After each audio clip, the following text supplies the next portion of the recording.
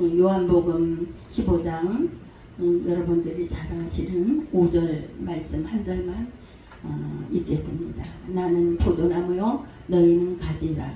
그가 내 안에 내가 그 안에 거하면 사람이 열매를 많이 맺나니 나를 떠나서는 너희가 아무것도 할 수 없습니다.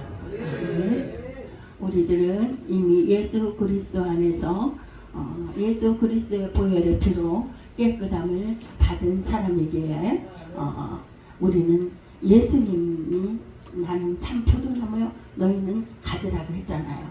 깨끗하지 않으면은 우리는 열매 맺을 수 없는 들포도와 같은 그러한 가지가 예수님의 포도 그 나무에 접붙임을 받기 위해서는 깨끗하지 않으면은 안 되거든요. 근데 이미 우리는 깨끗함을 받은 상태에서 그 예수님 참 포도나무 되시는 예수님 안에 우리가 그 접붙임을 받기 위해서 이제 다듬어진 깨끗함을 받은 거거든요.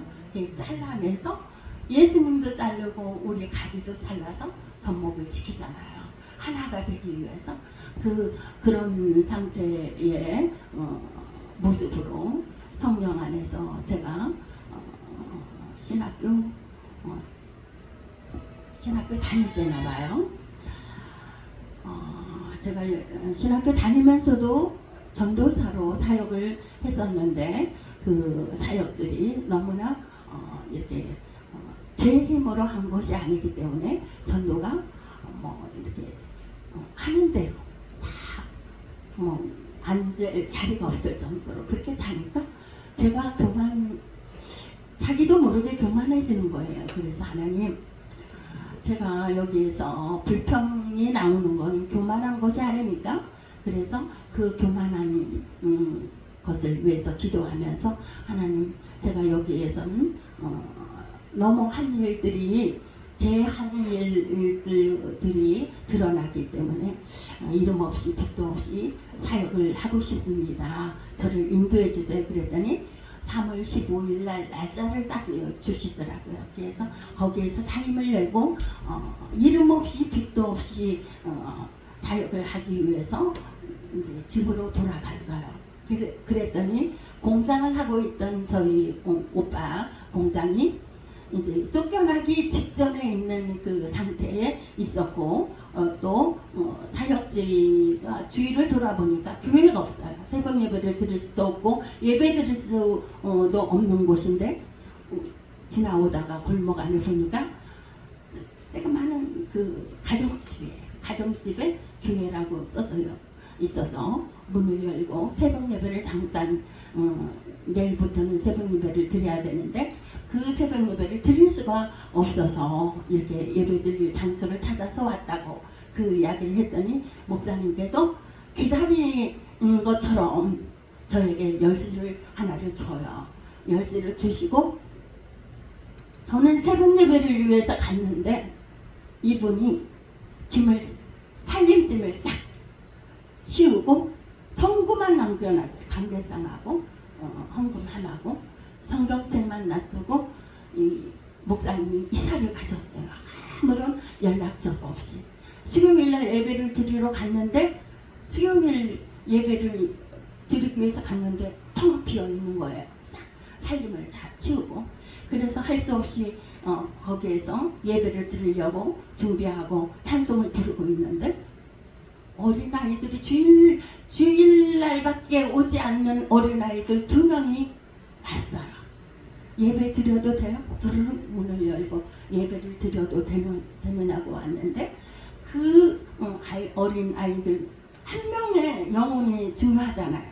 그때는 어린아이의 영혼하고 어른의 영혼하고 다른 줄 알았어요. 하지만 그 영혼들이 주님 앞에 나왔는데 그날부터 이 아이들이 배가 운동을 시작하는 거예요. 저는 시간이 없어요. 전도할 시간이 없는데 아이들이 2명이 왔는데 제가 한 일이 아니잖아요. 저는 전도도 안 했고 주위 알지도 못하고 이 아이들이 매주 2명씩을 더 데려오는데 2명이 4명, 4명이 6명, 8명 매일 이렇게 불어났는데요. 21명까지 거기에 찼어요. 그 적은 자리에 주일학교 아이들만 21명이 찼는데 제가 이제 거기에서 기도를 했었죠. 매일 이렇게 다니면서 기도를 했었는데 주인이 드르륵 문을 열고 유리문인데 드르륵 열고 들어와서 저기 목사님 안 계시냐고. 저는 몰라요. 목사님 한 번 뵀는데요. 열쇠만 주고 이렇게 떠나셨는데 어디로 갔는지 연락처도 없고 저는 모릅니다. 그랬더니 집이라고 이야기하는 거예요. 집을 비워줘야 되겠다고. 그래서 저는 몰라요. 근데 우리 아이들을 21명 아이들을 어떻게 합니까? 내일 주일날인데 주일 예배는 드려야 될 거 아닙니까? 그랬더니 뭐 어디를 갔다 왔더니 밖에다가 이렇게 성구를 딱 내놓고 포장을 쳐서 밖에다 내놨어요. 그런데 또 예배 드릴 곳을 또 찾는 거예요. 예배 드릴 곳을 찾아서 그 동네 한 바퀴를 돌았어요. 동네 한 바퀴를 돌았더니 어떤 일이 일어나냐. 그 안에 직장인데 직장에서 그 교회를 건축하기 위해서 건축위원들이 모여서 예배드리는 방 한 칸짜리 그 방과 똑같은 방 한 칸짜리 그 예배실에서 직원들이 모여서 예배드리는 첫예배드리는 그곳에 하나님이 인도하셔서 거기에 가서 예배를 드리게 됐어요. 그랬더니 이제 그 이야기를 듣고 성구들이 밖에 나와 있다는 이야기를 듣고 그 성구들을 가지고 시계하고 강대상하고 십자가하고 말씀 헌금함하고 이게 이제 기억이 나는데 그렇게 해서 그 예배 드리는 곳에 예배 처소에 들어갔는데 이거는 여호와 이레가 아니면은 그럴 수가 없어요. 똑같아요. 그 예배 드렸던 가정집 그 방하고 크기도 같고 뭐 너무 똑같은 그 성구들을 그분들은 임시로 예배 처소에서 성구들이 필요해서 살려고 했던 건데 시계도 필요 없고 헌금함도 필요 없고 감례상도 필요가 없는 상태로 하나님께서 예배된 곳으로 갔어요.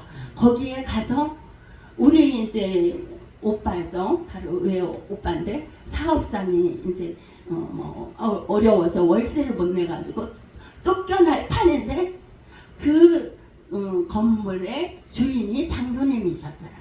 그 사업장의 장로님, 제일 이사장님이 예배 처소를 드리면서 건축위원들이 모여서 건축을 하기 위해서 3개월 동안 건축을 이렇게 준비하기 위해서 이렇게 모여서 예배를 드리는데 그곳으로 하나님이 인도를 하셨어요. 거기에서 건축이 입당 예배가 드려지기까지 74명인가 그렇게 아이들이 그때는 초등학교만 모였던 애들이 중고등학생까지 다 72명이 모였어요. 72명이 모여서 예배를 드리니까 저 혼자 감당이 안 되니까 그 이제 교사들을 집사님 안수 집사들을 이렇게 초빙을 거기에 있는 직원들 중에 뽑아가지고 이렇게 하셨는데 우리 오빠를 쫓아내야 되는 상황인데 우리 오빠를 쫓아낼 수가 없어요. 왜냐하면 너무 믿음 좋은 그 예쁜 전도사, 그때는 좀 예뻤겠죠? 예쁜 전도사가 오니까 막 그 장로님이 너무너무 기뻐하셨거든요. 그리고 72명의 아이들이 그때 예배를 중고등 학교 아이들이 전체가 한 번에 예배를 드렸었거든요. 그렇게 해서 예배를 드리는데 어떤 기적의 일이 일어났냐. 오빠는 그 키스트에 있었거든요. 근데 우리 오빠는 공장이 지어진 군포에 공장이 지어진 곳에 사장으로 이 쫓겨나기 직전에 있는 오빠는 사장으로 픽업이 됐어요. 거기를 그래 3개월 만에 그렇게 해서 오빠는 이전을 해야 되고 또 이 교회는 건축이 되어서 입당 예배를 드리면서 담임 목사님이 없어서 초빙을 안 하는 상태에 있고, 제가 이제 전도사로 있었기 때문에 이 전도사가 72명의 아이들을 가르쳤는데, 이 아이들을 이렇게 전도한 전도사를 어떻게 처리를 할 수가 없는 거예요. 원로라고 하기에는 너무 그렇고. 그러니까 하나님께서 그 일들을 마무리하게 하시고, 저는 이름 없이 빛도 없이 그곳에 가서 사역을 하겠다고 하나님 앞에 서원하고 기도를 했기 때문에 그런 일들을 하나님이 하셨다고 생각이 들지만, 제가 이거를 자랑하기 위해서 말씀을 드리는 것이 아니라, 우리는 정말 마음을 다하고 성품을 다하고 뜻을 다하여 주님을 사랑하고 영혼을 사랑하는 그 마음만 있다면, 우리들의 앞길은 여호와 이레라고 준비해 주시는 하나님께서 이와 같이 정말로 우리는 생각지도 않고 바라지도 않고 알지도 못하는 이런 상황 속에서도 하나님은 완벽하게 우리들을 인도하고 계시고, 우리가 영혼을 사랑하는 마음만 있다면 하나님께서 내가 노력하지 않고 내가 힘들어서 전도하지 않아도 하나님께서 아이들을 통해서도 전도한다는 거, 이 일들을 좀 여러분과 같이 나누고 싶어서 정말 순수한 마음으로, 우리 지금 여기 모여있는 모든 분들은 다 순수하고 정말 우리 한국교회 유튜브 방송에서 복음적인 그러한 사역들을 분명히 하시고 하나님 기뻐하시는 이 단체가 될 줄 믿습니다. 이러한 가운데서 하나님의 기적과 이적과 표적이 우리들 가운데 준비되어 있고 주님이 인도하신다는 거 여러분들과 나누고 싶어서 이렇게 잠깐 시간이 없는데도 귀한 시간을 제가 할애했습니다. 감사합니다. 한마디도 하겠습니다. 사랑과